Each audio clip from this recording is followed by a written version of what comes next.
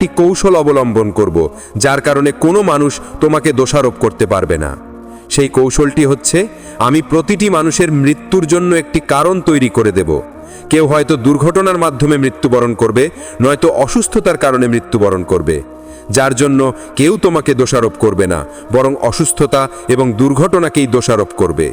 তখন হজরত আজরাইল আলাইহি ওয়াসাল্লাম আল্লাহ তালার কথাই আশ্বস্ত হলেন। এরপর ফেরেশতারা আল্লাহ তালার নির্দেশে মক্কার নিকটবর্তী এক পাহাড়ের উপর সেই মাটি রেখে দিলেন। সেই মাটির অংশ বৃষ্টিতে ভিজল এবং রোদে শুকালো।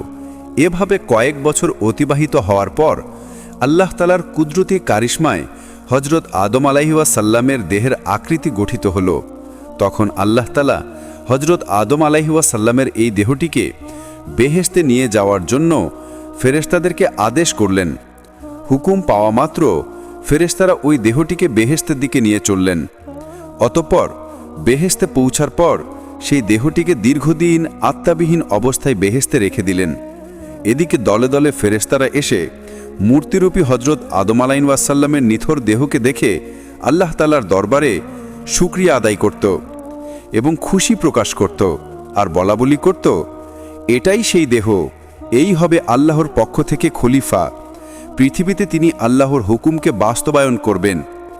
ফেরেশতাদের এই সব কথা শুনে ফেরেশতাদের সর্দার আজাজিল, যিনি তখনও শয়তান হয়নি, সবসময় বিদ্রুপের হাসি হাসত এবং এই মৃতদেহটি নিয়ে সে সবসময় ঠাট্টা বিদ্রুপ করত। সে যেহেতু ফেরেশতাদের সর্দার ছিলেন, এজন্য অন্য ফেরেশতারা তাকে কিছু বলার সাহস পেত না।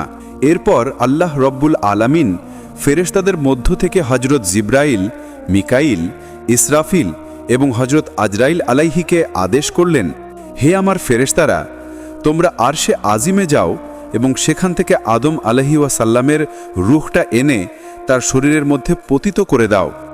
ফেরেশতাগণ আল্লাহ তাআলার পক্ষ থেকে আদেশ পাওয়া মাত্রই হজরত আদম আলাইহি ওয়াসাল্লামের রূহ মুবারককে মূল্যবান হেরা জহরতের পাত্রে করে আদম আলাইহি ওয়াসাল্লামের দেহের নিকট উপস্থিত হলেন। সে সময় আসমানের সকল ফেরেশতাগণ আনন্দে মাতোয়ারা হয়ে গেল এবং সেই অনুষ্ঠানে সকল ফেরেশতা অংশগ্রহণ করল।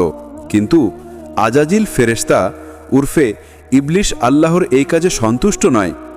এরপর আল্লাহ তাআলা হজরত আদম আলাইহি ওয়াসাল্লামের রূহকে তার শরীরে প্রবিষ্ট হতে বললেন।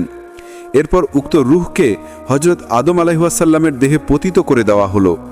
যখন হজরত আদম আলাইহি ওয়াসাল্লাম এর দেহের রূপ পতিত হলো, সাথে সাথে হজরত আদম আলাইহিস সাল্লাম তার দেহের সকল অঙ্গে কার্যকারিতা পরিপূর্ণভাবে লাভ করতে লাগলেন এবং তিনি আস্তে আস্তে উঠে বসলেন।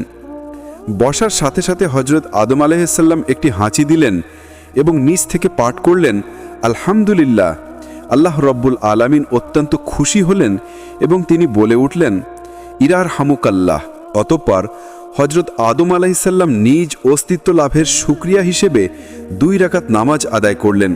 হজরত আদম আলাইহি ওয়াসাল্লামের নামাজ শেষ হওয়ার পরে তার জন্য সেখানে স্বর্ণ রূপাক দ্বারা আবৃত অতি সুন্দর একখানা সিংহাসন আনায়ন করা হলো। আল্লাহ তাআলার আদেশে হজরত আদম আলাইহি ওয়াসাল্লাম